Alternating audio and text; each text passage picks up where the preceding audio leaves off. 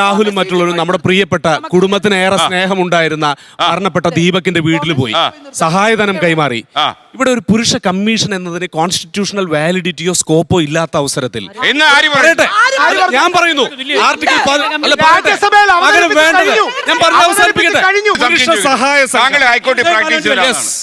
Constitutional validity ഇല്ല എന്ന് താങ്കൾ എങ്ങനെയാ പറയുക?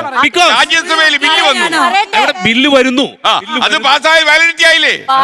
പറയുന്നത് പല്ലില്ലാത്ത നിരവധി സിംഹങ്ങളും പുലികളും നമുക്ക് ഇനി എന്തിനാ? ഞാൻ പറയട്ടെ, പകരം വേണ്ടത് എന്താണ്?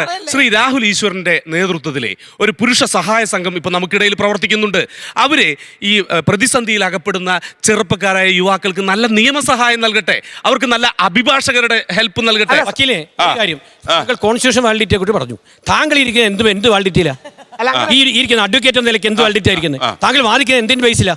കോൺസ്റ്റിറ്റ്യൂഷൻ ഉണ്ടാക്കിയതാണ്. ഇന്ത്യൻ പാർലമെന്റും കേരള നിയമസഭയും ഉണ്ടാക്കിയ നിയമം വെച്ചാൽ താങ്കൾ ഈ വാദിക്കുന്നതല്ല.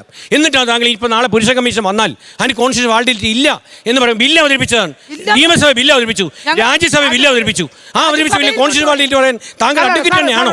ഇതിന്റെ മറുപടി നല്ല രീതിയിൽ ട്രയൽ നടത്തുന്നതിന് പകരം നമുക്കിവിടെ നല്ലൊരു അക്യൂസിറ്റോറിയൽ ജൂറിസ്പ്രുഡൻസ് ഉണ്ട്. ക്രിമിനൽ ജസ്റ്റിസിൽ നിങ്ങൾക്ക് അവസാനം വരെയും താങ്കളടക്കം നിരപരാധിയായിട്ടാണ് കാണുന്നത്.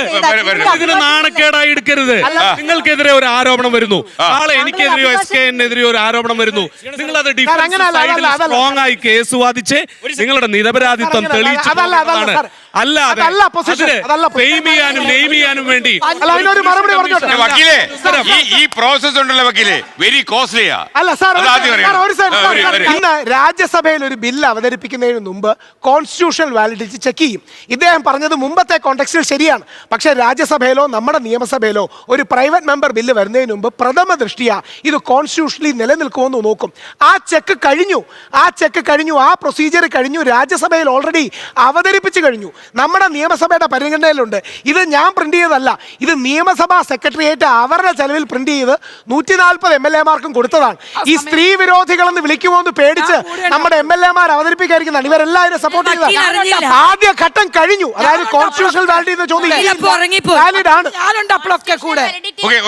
രാഹുൽ പറയുന്നതിനൊക്കെ ഒപ്പം നിൽക്കുമ്പോഴും ഇവരിവിടെ വീണ്ടും കൺഫ്യൂഷൻ ഉണ്ടാക്കുകയാണ്, ജനങ്ങളെ തെറ്റിദ്ധരിപ്പിക്കുകയാണ്.